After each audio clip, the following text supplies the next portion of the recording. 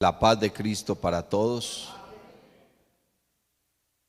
Saludo cristiano en el nombre del Señor a todas las personas que están frente a su pantalla, los que nos siguen a través de YouTube, a través de las redes sociales. Gloria a Dios. Qué bueno entonces poder tener esta bendición de tener la palabra de Dios con nosotros en esta hora. Carta del apóstol Pablo a los Efesios, capítulo número 6. Carta del apóstol Pablo a los Efesios, capítulo número 6. Gloria a Dios. En el verso número 16.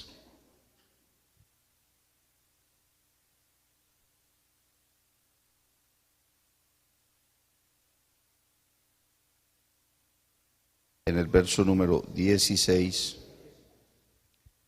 Efesios capítulo 6, verso 16, dice: sobre todo, tomad el escudo de la fe, con que podáis apagar todos los dardos de fuego del maligno.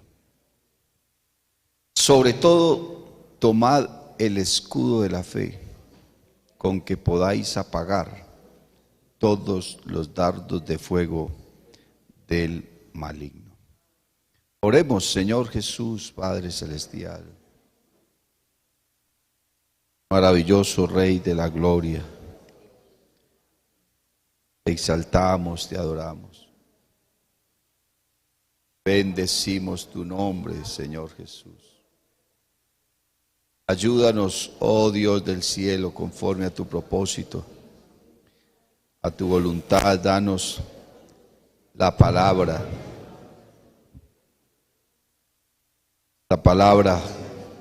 que nos nutre, que nos alimenta, que nos edifica. Gloria al Señor Jesús, conforme a tu voluntad. Amén y amén. Por favor, siéntense, hermanos. El escudo de la fe. Amén. Gloria a Dios. El escudo de la fe.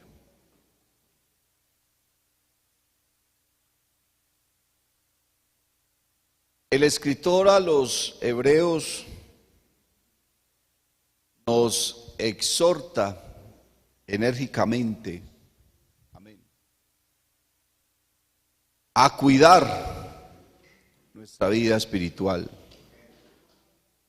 Dice: es necesario que con más diligencia atendamos a las cosas que hemos oído, amén, a las cosas que hemos oído. Y dice: no sea que nos deslicemos.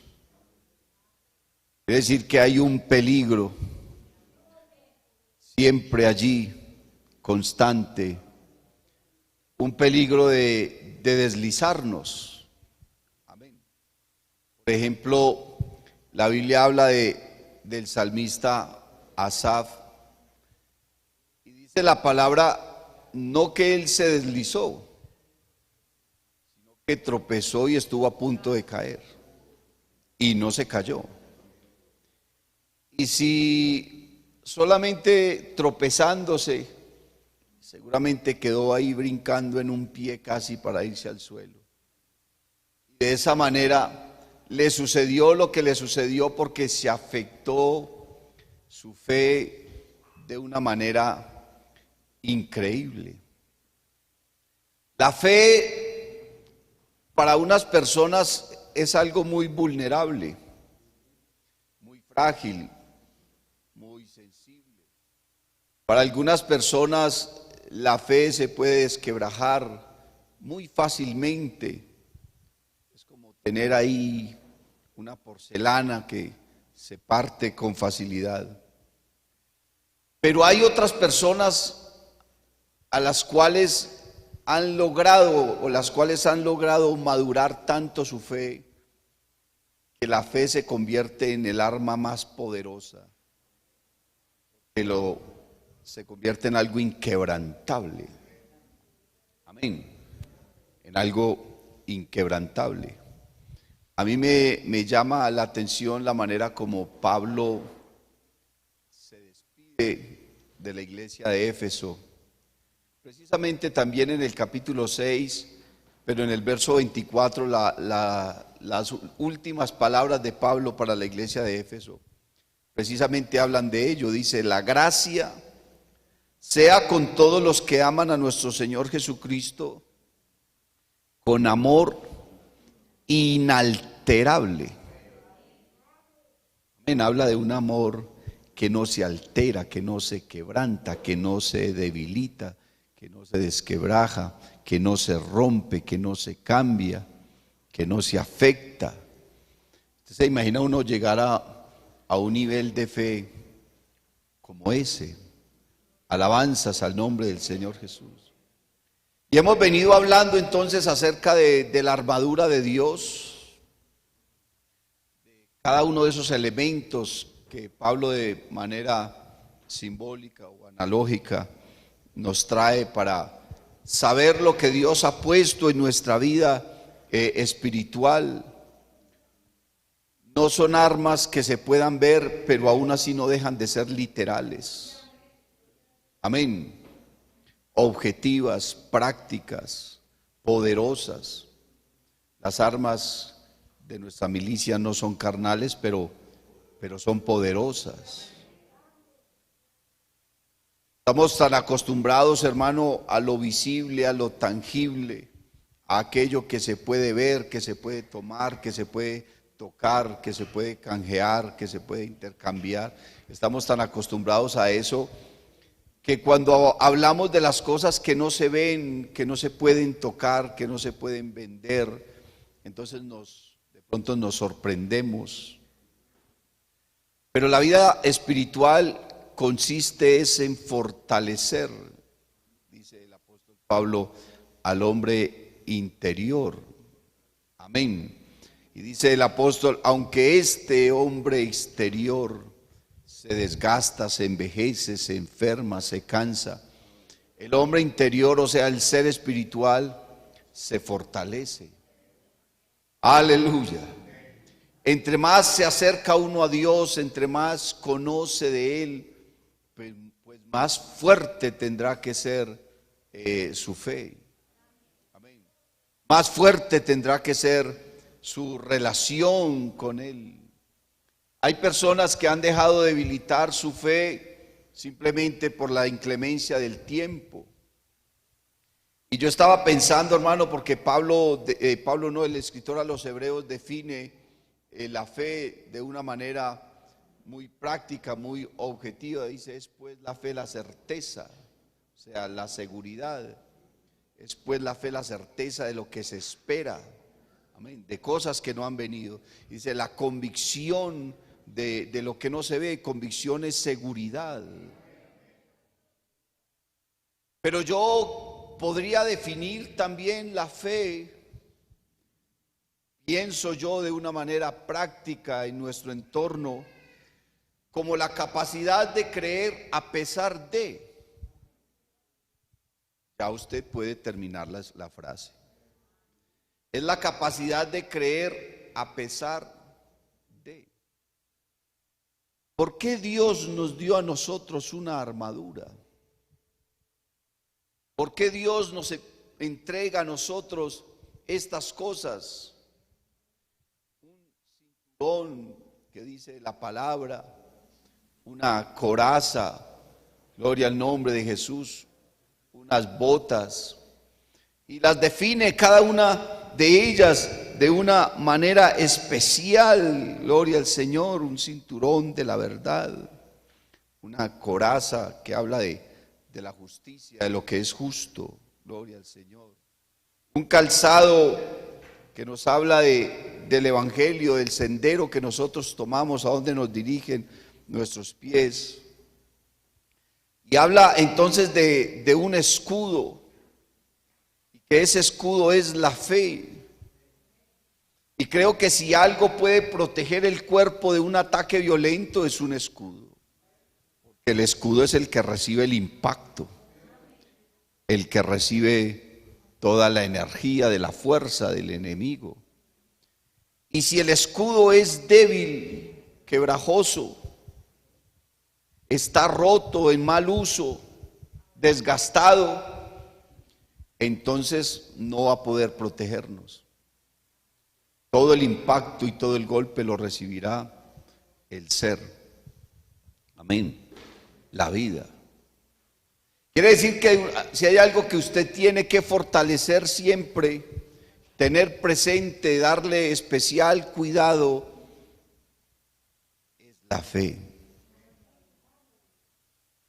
Que tenemos y recibimos tantos ataques, tenemos tantos enemigos, no solamente espirituales, sino también humanos, materiales.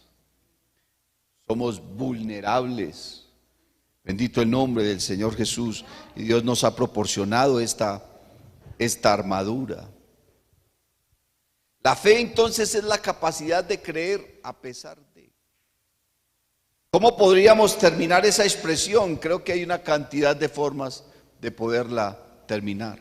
A pesar de las circunstancias, a pesar de las condiciones, a pesar del enemigo, a pesar de nosotros mismos, a pesar de los problemas de salud, de la escasez de economía, del panorama mundial, a pesar de los argumentos contrarios, a pesar de la concupiscencia, a pesar de la debilidad, a pesar del pecado, a pesar de tantas cosas, lograr mantenerse en la fe y lograr, hermano, mantenerse en esa capacidad de creer y seguir creyendo y seguir esperando, aun cuando las condiciones sean adversas, contrarias, la salud.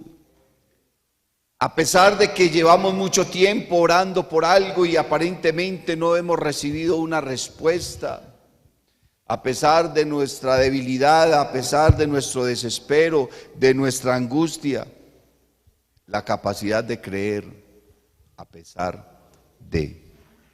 Bendito el nombre del Señor Jesús. Pero cuando uno analiza la fe esta semana, hermano, estaba precisamente hablando de la fe, porque estábamos hablando de los dones del Espíritu Santo. Uno encuentra en la Biblia, hermano, que la palabra nos presenta la fe desde diferentes ámbitos y hay diferentes formas de fe. Encuentra que la Biblia habla de la fe como algo natural. La Biblia habla de la fe como un fruto. La Biblia habla de la fe como un don. Amén. Entonces alguien puede decir, bueno, entonces ¿cómo es el asunto con la fe? Finalmente, ¿qué es? Depende cómo lo estés mirando, desde el punto de vista que lo enfoques y saber y entender que la fe tiene propósitos. Alabanzas al nombre de Jesús. Como la fe como algo natural. Creo que Dios puso en el ser humano, cosas que son intangibles. Lo único que usted ve del ser humano es el cuerpo. Bueno, también puede ver el resultado de sus acciones, ¿cierto? Pero en lo esencial del ser humano, lo único que usted puede ver de una persona es su cuerpo. Pero hay cosas en el ser humano que no se pueden ver. El ser humano tiene cuerpo, mente, memoria, alma, espíritu, voluntad, conciencia. Y esas cosas no se ven. Se ve es el resultado de ellas, ¿cierto? ¿Cómo puede usted conocer la mente de una persona? ¿Cómo sabe usted qué recuerdos hay en la vida de una persona? ¿Cierto? ¿Qué tipo de conciencia tiene? ¿Cuál es su voluntad, su dominio propio, su capacidad de tomar decisiones de hacer o dejar de hacer? Porque eso es la voluntad, la capacidad de poder hacer algo de acuerdo a lo que piensa. ¿Cómo sabe usted las ilusiones de una persona a no ser de que ella se los diga? Y es posible que ni aún así sea sincera.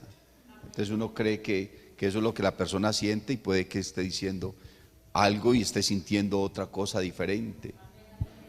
Ahora, si hablamos del alma, es totalmente intangible. Uno no puede decir en qué parte del cuerpo está el alma, o está en todo el cuerpo o apenas en una parte. Es difícil poder concebir eso, pero aún así el ser humano la tiene, está ahí y nadie lo puede negar. ¿Quién puede negar que el ser humano tiene un alma? Y si el ser humano viene como fruto de una evolución y solamente somos materia, entonces ¿por qué tenemos alma? ¿Por qué sentimos? ¿Por qué nos alegramos? ¿Por qué sentimos tristeza? ¿Por qué tenemos ilusiones? ¿Por qué tenemos decepciones? ¿Por qué amamos? ¿Por qué odiamos? Si todo eso forma parte del alma. El alma es el recuerdo, el alma es la ilusión, el alma es la pasión, el deseo. Eso es lo que está en el ser humano y eso es lo que Cristo Jesús va a salvar. Pero Dios puso en el alma de todo ser humano la capacidad de poder creer, la necesidad de creer, no solamente en Dios, sino la necesidad y la capacidad de creer en algo. El ser humano nace y a medida que comienza a crecer, él cree algo. Así sean en cosas materiales, así sea que crea en el dinero, así que sea que crea en la filosofía o en la política o en la ciencia o no crea en nada. Aún así eso es creer algo. Y creo que las guerras más grandes que ha habido en el mundo y las luchas de los imperios han sido precisamente basadas en la fe, en lo que el ser humano cree, en lo que espera, en la convicción que tiene, en sus deseos, en sus ilusiones. Y todo eso está en el alma. Amén. Y el ser humano tiene eso. Y si el ser humano no llena ese vacío con el hecho de creer en algo, entonces se sentirá frustrado, incapaz, imposibilitado, tendrá un sentimiento de impotencia, se sentirá acabado, amargado, deprimido. ¿Por qué? Porque no está logrando, hermano, satisfacer lo que Dios ha puesto allí. Bendito el nombre de Jesús. Pero la Biblia nos habla a nosotros de la fe como un fruto. Entonces, ¿qué tipo de fe es la que está hablando allí? Bueno, la Biblia dice que la fe es por el oír y el oír por la palabra. Eso dice esta versión Reina Valera del 60. Pero estaba comparando algunas otras versiones y encontré al menos 6 versiones que dicen diferente de ese texto. Dice, la fe viene por el oír y el oír la palabra. En esas otras versiones se le agrega esa palabra viene, amén, que es un verbo, el verbo venir. Gloria al nombre de Jesús. Y cuando dice viene es porque estaba en otro lugar, ¿cierto? La fe viene, no que la fe se creó, porque la fe es natural en el ser humano. Pero dice que esa fe viene, ¿por qué? Porque está puesta en otro lugar. Y cuando escuchamos la palabra de Dios, cuando recibimos la palabra de Dios, entonces esa fe que estaba puesta en la idolatría, en la religión, en la ciencia, en la filosofía, en el ateísmo, en tantas cosas, esa fe que estaba puesta en esas otras cosas, ahora viene y se establece como una forma de doctrina. Porque nosotros no solamente creemos en Dios, sino que tenemos una forma de creer en Dios. El problema de la humanidad no es que crean o no crean en Dios, es la forma en que creen en Dios. ¿Qué dice ahí en la pantalla?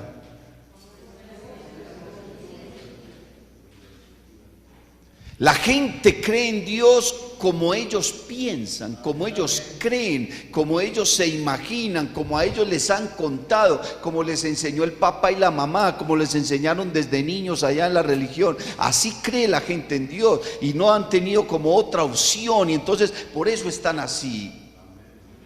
Pero cuando nosotros creímos a la doctrina de Jesucristo, ¿y cómo creímos? Como dice la Escritura. Porque la gente cree en Dios, pero no conocen la palabra. La ignoran.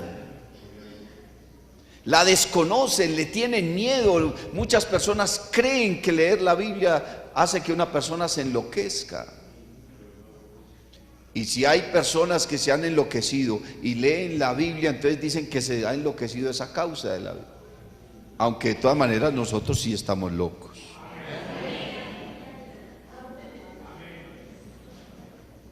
Pablo le dijo a los corintios, porque la palabra de la cruz es locura a los que se pierden, pero a los que se salvan, esto es a nosotros, es poder de Dios. Dice, ¿dónde está el sabio? ¿Dónde está el escriba? ¿Dónde está el disputador de este siglo? ¿Acaso no ha enloquecido Dios la sabiduría del mundo? Pues ya pues que en la sabiduría de Dios el mundo no le conoció, entonces le plació a Dios salvar a los creyentes. ¿Por qué? Por la locura de la predicación. Y Pablo dice, si estamos locos, lo estamos para Cristo. Alabanzas al nombre de Jesús.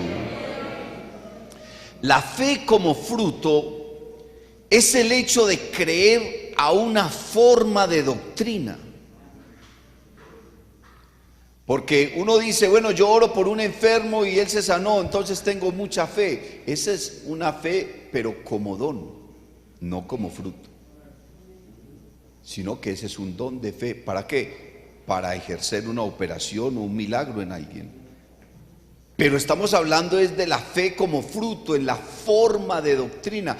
¿Cómo crees tú en Cristo? No se trata de creer en Cristo, se trata de conocer a Cristo. La gente de afuera dice, no, la condenación no existe porque Dios es amor y Dios no va a condenar a nadie. Eso dice la gente. Creen en Dios y muy bonito su pensamiento. Pero ese pensamiento está lejos del conocimiento de Dios, porque si bien Dios es amor, también es fuego consumidor. Y si Dios es misericordioso, también dice que no dará por inocente al culpable. Y Dios estableció esto, hermano, y dijo, no os maravilléis de esto, porque vendrá la hora cuando los que están en los sepulcros oirán la voz de Dios, y los que hicieron lo bueno saldrán a resurrección de vida, mas los que hicieron lo malo a resurrección de condenación. Alabanzas al nombre del Señor Jesús. ¿Quién le enseñó a Lucero lo bueno? Dios. ¿Y quién le enseñó a Lucero lo malo? Dios. ¿Por qué la Biblia habla del árbol de la ciencia, del conocimiento del bien y del mal? Porque Dios en ese conocimiento puso lo bueno y Él también puso lo malo. El mal no proviene del diablo. De Dios provienen todas las cosas, sean buenas o sean malas. Porque Job dijo, recibiré de Dios los bienes y no recibiré los males. Y dijo, sea el nombre de Jehová bendito. Alabanzas al nombre de Jesús. Pero eso no convierte a Dios en un ser malo,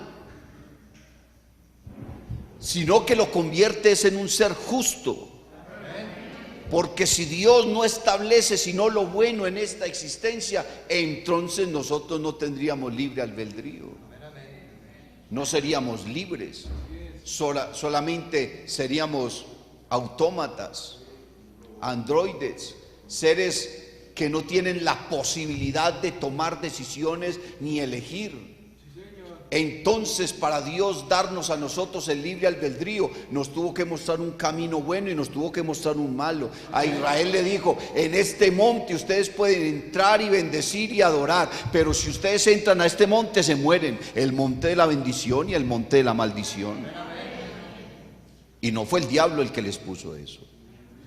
Dios le enseñó a Lucero lo bueno y le enseñó lo malo y le dijo, decide. Lucero decidió amarse a sí mismo y no quiso amar a Dios. El ser humano ha decidido amarse a sí mismo y no decidió amar a Dios. Y como los hombres prefirieron adorar y amar a las criaturas antes que al Creador, dice la Biblia que Dios los entregó a pasiones vergonzosas. Léase el capítulo 1 de la carta a los Romanos. Y por eso sobre la humanidad llegó lo que llegó, la homosexualidad, porque Dios los entregó a pasiones vergonzosas, enardeciéndose y entregándose los hombres a estar hombres con hombres, y las mujeres dejaron el uso natural. Lea el capítulo 1 de la carta a los Romanos. Nosotros hemos creído en Dios, pero esa fe que estaba en Dios, pero en una doctrina falsa, ha venido ahora al conocimiento verdadero de Cristo, y ahora creemos en Él como dice la Escritura, no como dice el pastor, no como dijo mi papá y mi mamá, no como me dijo el sacerdote, no como me decían en la escuela, no, es como dice la Escritura. Porque antes, por lo contrario, en la religión nos enseñaban que no se podía leer la Biblia, que eso enloquecía, que eso no sé qué, y a uno también le decía, no, es que la Biblia no la entiende nadie, y todavía le siguen vendiendo la idea a la gente de que la Biblia se contradice. No, hay que tener un conocimiento profundo de la palabra para poder saber entender el propósito y la voluntad de Dios. El fruto de la fe en la doctrina es la que nos ha llevado a nosotros ¿a qué? A perseverar en la salvación, a vivir en santidad, a alejarnos del mal, a hacernos bautizar, nacer de nuevo, predicar el evangelio, tener un estilo de vida como el que tenemos. Ese es el fruto de la fe. La forma de doctrina, creer en un solo Dios, saber que su nombre es Jesucristo, entender por la palabra que en ningún otro hay salvación, porque no hay otro nombre bajo el cielo dado a los hombres en quien podamos tener salvación. Creer en el nombre de Jesucristo como ese nombre para salvación, pero también entender que cuando estemos en el cielo ya Dios no se llamará más Jesucristo, porque Jesucristo es un nombre transitorio que Dios ha usado para manifestar la salvación, pero una vez seamos salvos y estemos en el cielo, ya no lo vamos a conocer más como Jesucristo. La Biblia dice que Él va a tener un nombre escrito en el muslo, solamente nos dice qué significa el nombre, no sabemos cuál es el nombre, solamente el significado. ¿Y cuál es el significado? Rey de reyes y Señor de señores. Alabanzas al nombre de Jesús.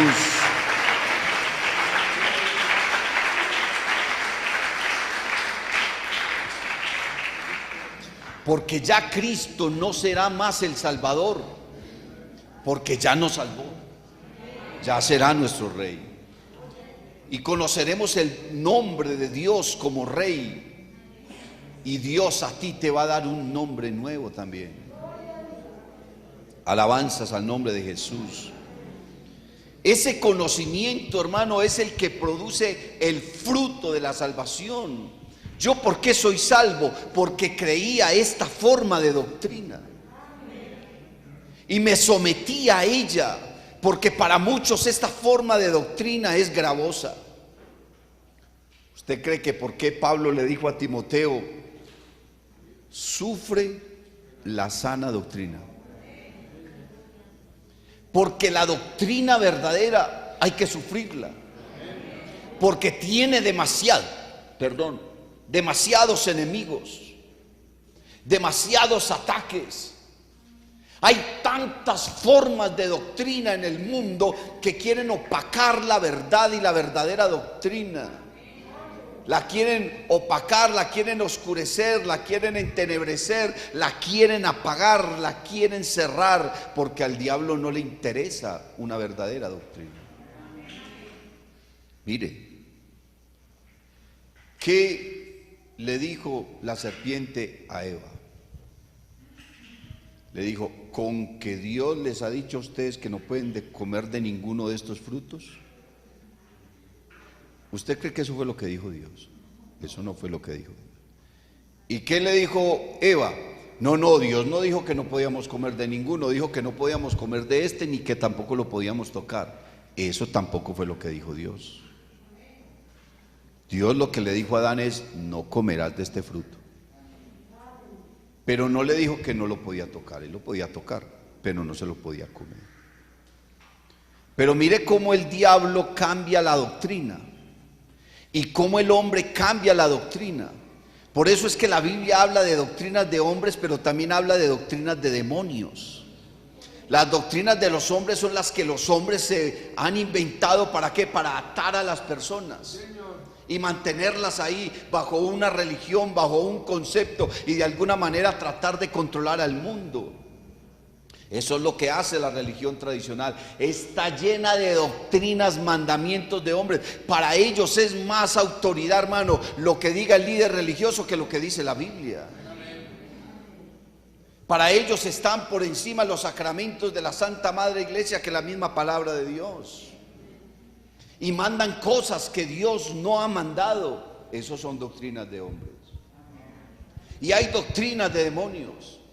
El que niega que Jesucristo es Dios y vino en carne tiene doctrina de demonio. Eso es doctrina de demonios. ¿Por qué? Porque Jesucristo es el único y verdadero Dios. El que niega que Jesucristo vino en carne es anticristo, dice la palabra. Y basados en las doctrinas de hombres y basados en las doctrinas de demonios, es que esto está lleno de religiones. Pastor, ¿cómo sé yo cuál es la verdadera religión entonces? La verdadera palabra. Arrodíllese y dígale a Dios con toda sinceridad que le revele la verdad. Y por absurda o incómoda que le resulte, si Dios le revela a usted esa verdad, no se niegue a la palabra. Alabanzas al nombre de Jesús. Porque no seguimos conceptos de hombres, conseguimos esta verdad. Y si usted con el corazón sincero le dice a Dios que le enseñe la verdad, Dios le ha de revelar, lo sacará de donde esté y lo traerá a la verdad. Aleluya. Porque la Biblia dice que el Espíritu nos guía a toda verdad. Esa es la fe como fruto.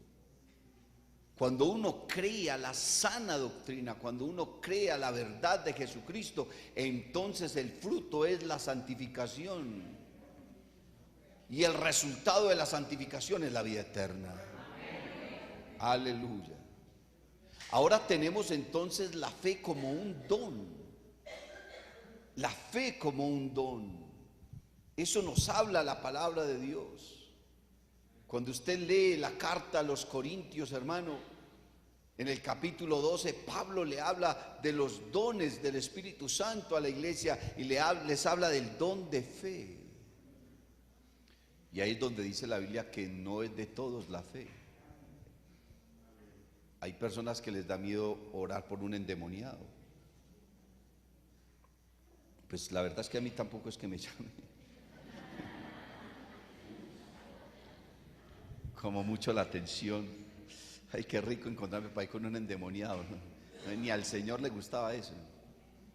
No ve que por allá los discípulos estaban tratando de liberar a un muchacho que estaba endemoniado y no fueron capaces. Y cuando llamaron al Señor, el Señor fue que generación incrédula, ¿hasta cuándo los voy a soportar?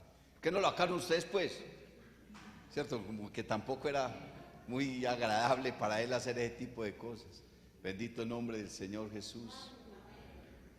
Pero el don de fe, hermano, es la capacidad de creer que Dios lo va a respaldar en algo que le está pidiendo.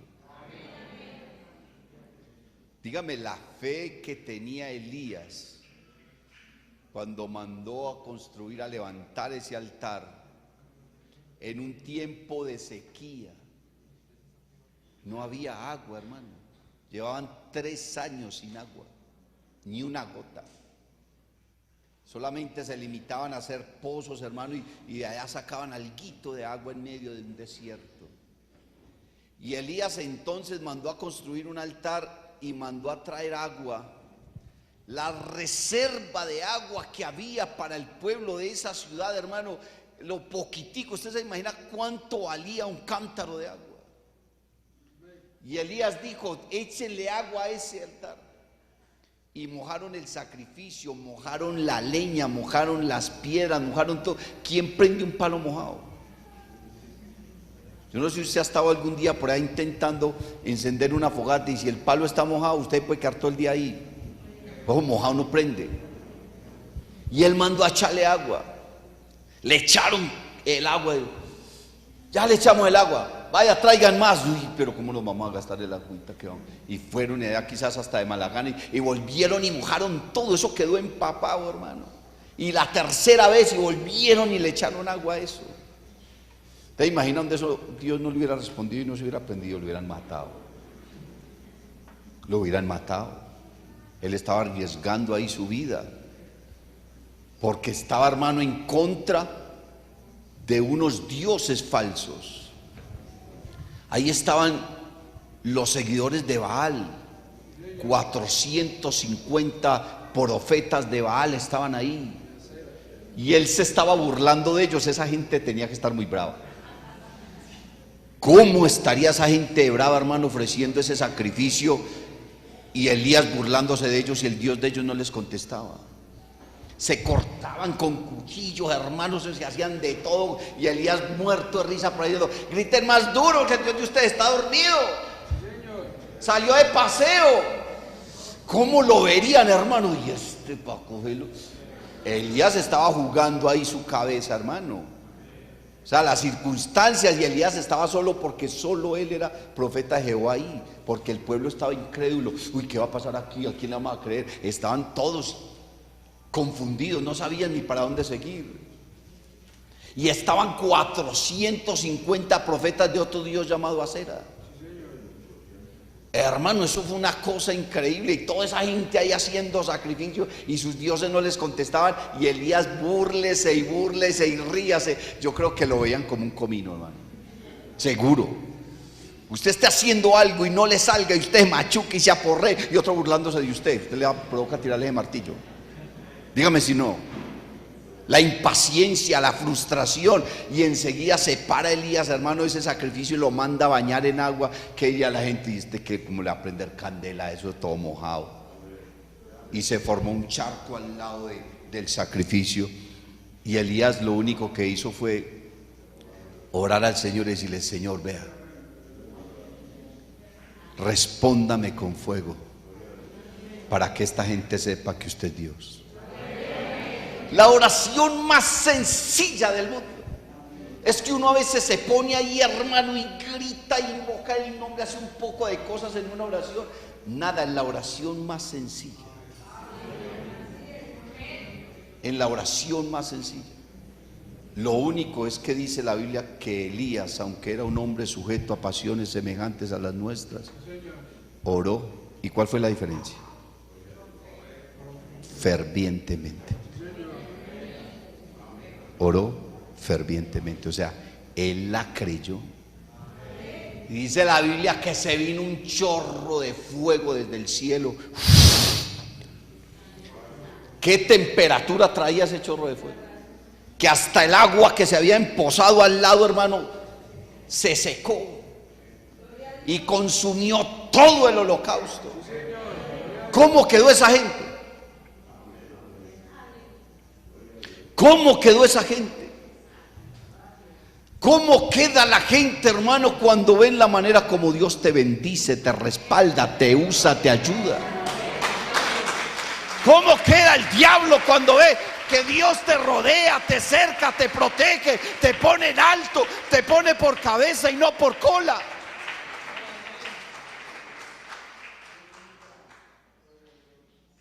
¿Qué piensan aquellos que cuando tú te convertiste decían: este no dura ni 15 días en esa iglesia? Y llevas años aquí glorificando al Señor Jesús.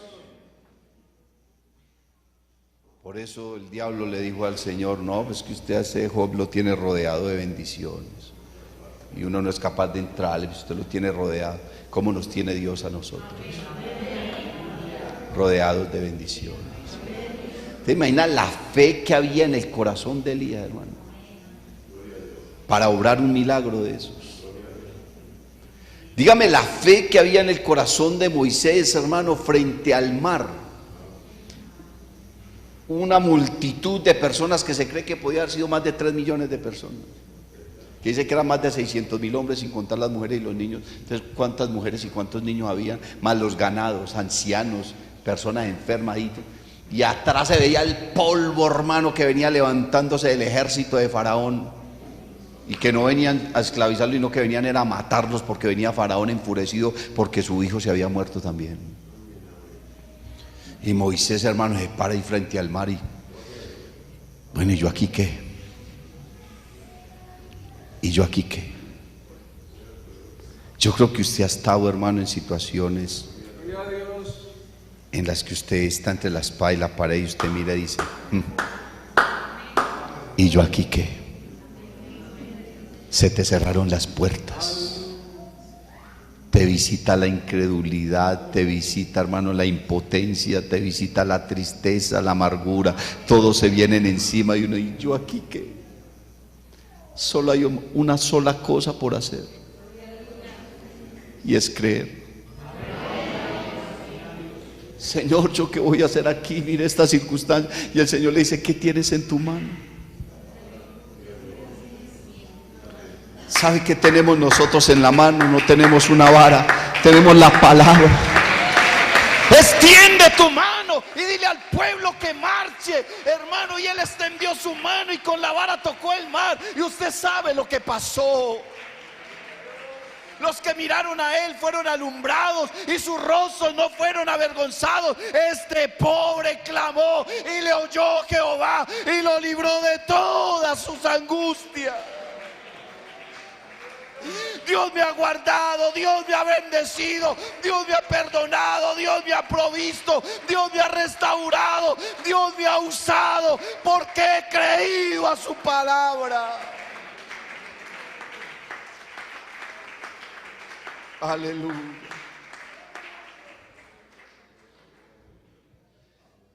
Creer a pesar de. Abraham iba para el monte con su hijo. Yo a veces me pregunto, ¿quién tuvo más fe? ¿Abraham o Isaac? Iba para el monte, hermano, para el monte Oreb, y colocó una carga de leña en la espalda de su hijo. Quiere decir que su hijo no era un niño. Malo tenía por ahí 20 años. Malo. Si hubiera sido un niñito de 4 o 5 años, no le podía poner esa carga. Pero el niño era el que llevaba la leña, o sea que era un muchacho más o menos de 18 o 20 años. Papá, tenemos la leña, tenemos el cuchillo.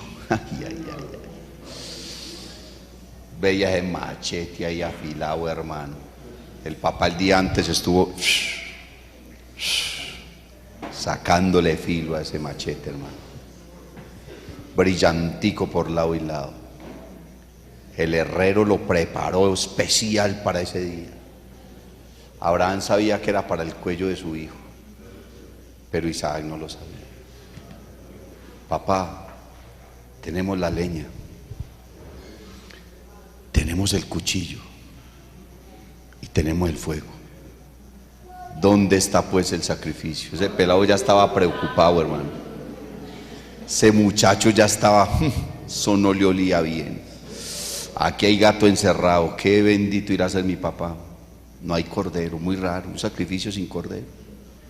Mi hijo, no se preocupe, Dios proveerá. Sí, uso yo mucho esa palabra. Amor, ¿qué vamos a hacer? Me decía mi esposa por allá en épocas difíciles. Yo, mi hija, Dios proveerá.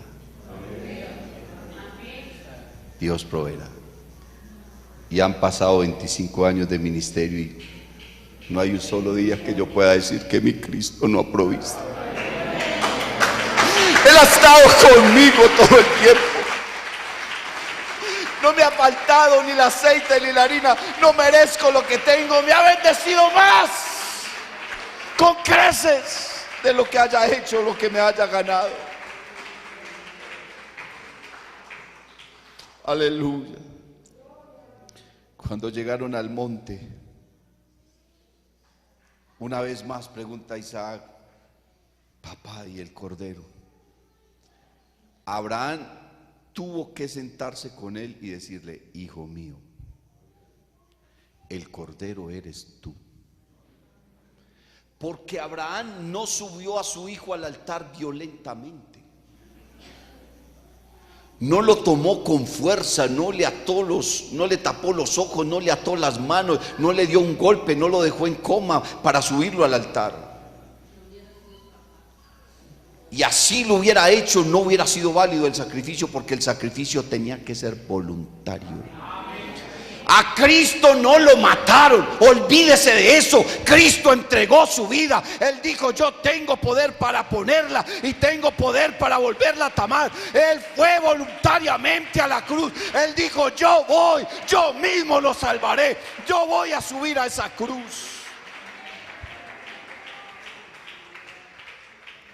Isaac no subió al altar violentamente ni engañado. Abraham se tuvo que sentar con él en una piedra y decirle: hijo, es que Dios me habló y Dios me dijo que si yo lo amaba a él más que a cualquier cosa, tenía que entregarte en sacrificio. Y ahí mismo el muchacho le dijo: listo, papá, si esa es la decisión de Dios.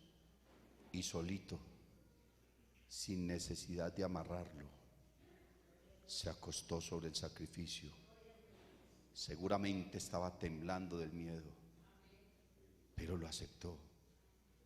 ¿Quién tuvo más fe? Abraham estaba sacrificando a su hijo que amaba, pero es que Isaac era su pellejo el que estaba en juego. Era su pellejo el que estaba en juego. Ay, pastor, ¿cómo me dice usted eso? ¿Y yo qué voy a hacer? Es que no tengo, no me da. La Biblia habla de una viuda que ofrendó y era pobre. Y dice la Biblia que ella dio lo único que tenía. Quiere decir que dio todo lo que tenía. Y el Señor le dijo a sus discípulos: vea, si viene esa señora, dio más que todos esos ricos que han traído aquí. ¿Y quién le dijo a esa señora con qué iba a pagar los servicios? ¿Con qué iba a pagar el arriendo? ¿Con qué le iba a comprar zapatos nuevos a su hijo? ¿Con qué? ¿Quién le dijo a la viuda de Sarepta de Sidón que le diera al profeta lo que tenía para su hijo y para ella y morirse? Solamente la fe. La Biblia dice: mas el justo por la fe vivirá. Y yo me he preguntado la forma de esa expresión, la forma literaria de esa expresión, realmente ¿a qué apunta? Porque la conjugación del verbo apunta a dos cosas diferentes. Dice: mas el justo por la fe vivirá. Vivir es un verbo. Los verbos se conjugan. Usted habla de un verbo en pasado, en presente, en futuro. Habla en pretérito, en futuro continuo. Y se pueden identificar de qué manera está hablando el verbo. Pero en la expresión gramatical de esa expresión, que valga la redundancia, indica dos cosas: mas el justo por la fe vivirá. Indica dos cosas. Lo primero que uno entiende en esa forma gramatical es que está hablando de un futuro. O sea, si el justo tiene fe, vivirá la vida eterna, alcanzará la vida eterna. Es la primera forma que encuentro yo en esa expresión gramatical. Mas el justo por la fe vivirá. O sea, si usted tiene fe, va a heredar la vida eterna. Y lo creemos así. Pero otra forma gramatical de esa expresión es un futuro continuo. Es un futuro que no empieza mañana, sino que empieza ya y no para. Lo que está queriendo decir, mas el justo por la fe vivirá, es que todos los días su vida se va a basar, se va a establecer y se va a fundamentar en la fe. Todos los días. No necesitas fe solamente para la vida eterna. Todos los días necesitas fe al levantarte, al caminar, al ir al trabajo, al estar en la universidad, en la noche, cuando te arrodillas, cuando te paras, cuando te acuestas. Aún cuando estás sueño, tu conciencia te enseña. Aún en las noches mi conciencia me enseña.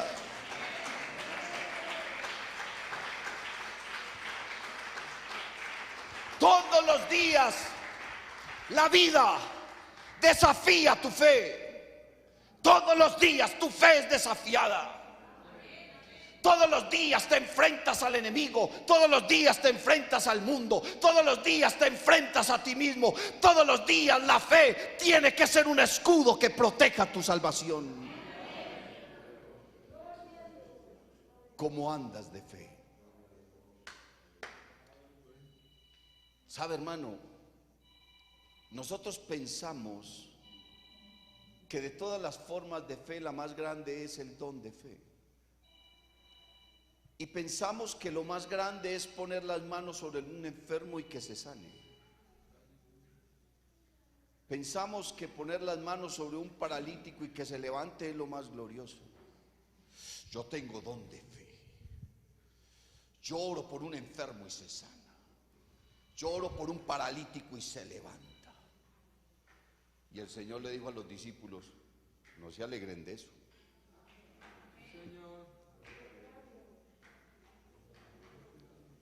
Porque la gente toma los dones de Dios para hacer alarde, para envanecerse, para gloriarse. Yo pararme aquí a decirle a usted: no es que yo soy el mejor predicador, no es que nadie toca de piano como yo, aquí nadie canta como yo, es que yo me voy de aquí, esto se acaba. Los discípulos fueron y oraron por enfermos, liberaron endemoniados, esos resucitaron muertos, levantaron paralíticos. Señor, qué cosa tan maravillosa en tu nombre. Sí, Señor. Y el Señor les dijo: no se alegre de eso. Alégrese de que sus nombres estén escritos en el libro de la vida. Porque el don de fe hasta los impíos lo tienen. Uy, ¿cómo así, pastor? Sí. En aquel día le dirá a aquellos: Señor, en tu nombre sanamos enfermos, en tu nombre echamos fuera demonios, en tu nombre hicimos lo uno y lo otro. Y el Señor los va a mirar y les va a decir: ¿quiénes son ustedes, hombre? No los conozco. Y tenían don de fe. Y tenían don de fe. ¿Y sabe qué le dijo el apóstol Pablo a los corintios? Les dijo: procuren los mejores dones. Procuren los mejores dones. Es una bendición. Pero yo a ustedes les voy a mostrar un camino mejor.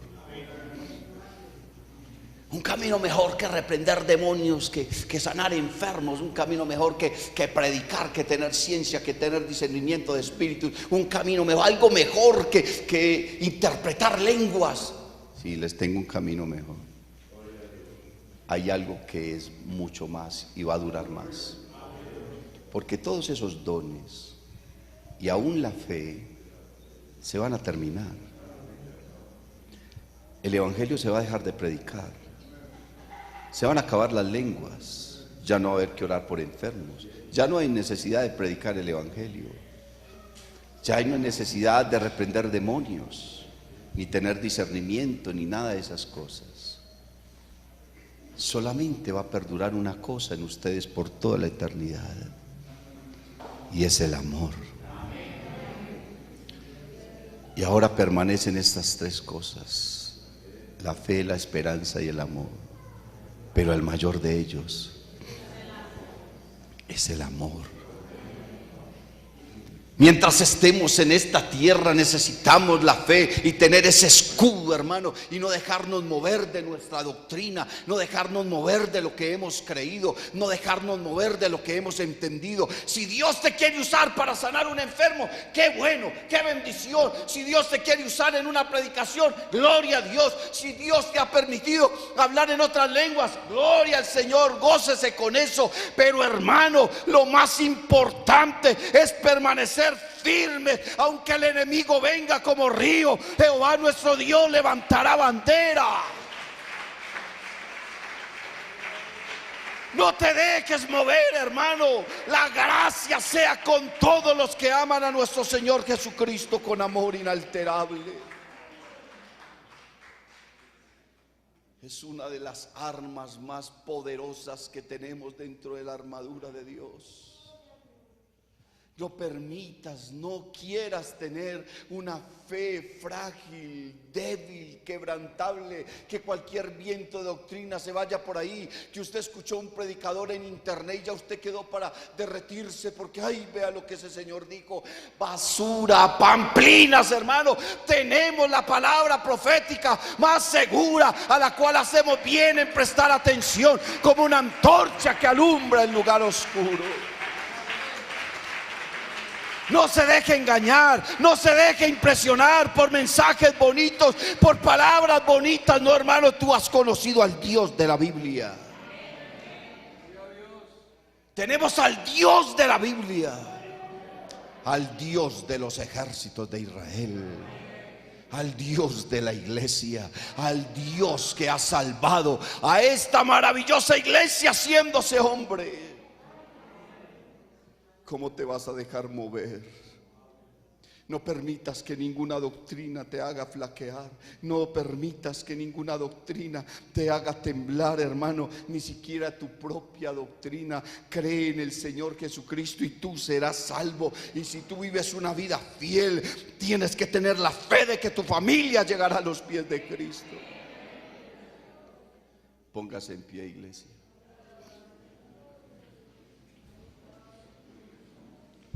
¿Cómo anda usted de fe?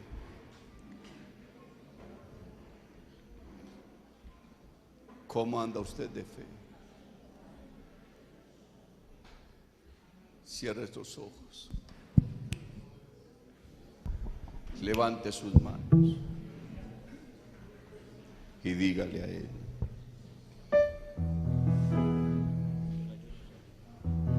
crea que Él es galardonador de los que le buscan. Crea que Él existe. Crea que Él le va a responder. Crea que Él le va a ayudar. Crea que Él le va a bendecir. Crea que Él lo va a fortalecer. Crea que Él no lo va a dejar en el cieno inmundo. Crea que Él no lo va a dejar tirado. Los que miraron a Él fueron alumbrados y sus rostros no fueron avergonzados. Crea.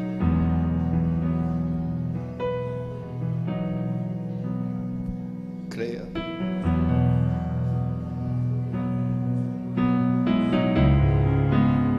Solamente crea. Dios te bendiga.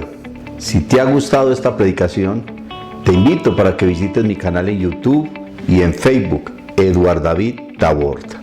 Suscríbete y activa las notificaciones. Estoy seguro de que esta palabra será poderosa para tu vida.